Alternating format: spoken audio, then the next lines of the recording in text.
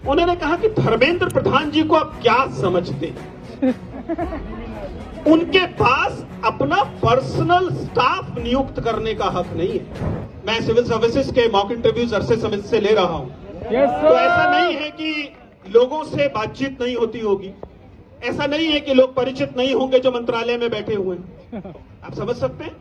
उनसे कभी पूछिए। मैंने पिछले दिनों शिक्षा मंत्रालय में एक साथी, उनको फोन करके पूछा, नीट का मामला आ चुका था उसके बाद, कि क्या माहौल है मंत्रालय में।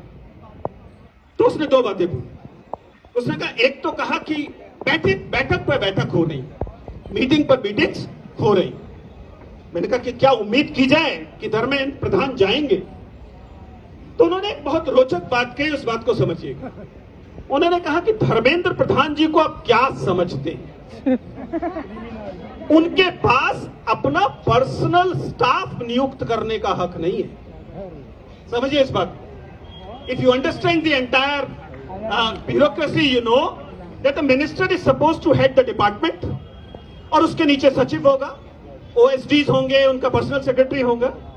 उन्होंने कहा कि उनका पीएस कौन होगा या उनका पर्सनल स्टाफ कौन होगा, ये तय करने का हक धर्मेंद्र प्रधान के पास नहीं है। ये कहां किसके पास है, आप समझ रहे होंगे? ये या तो पीएमओ से तय होता है या केशव कुंज से तय होता है कि कौन पर्सनल स्टाफ होगा मंत्री का। ऐसे में मंत्री के इस्तीफे से आप क्या उम्मीद करते हैं? आप समझ पा रहे?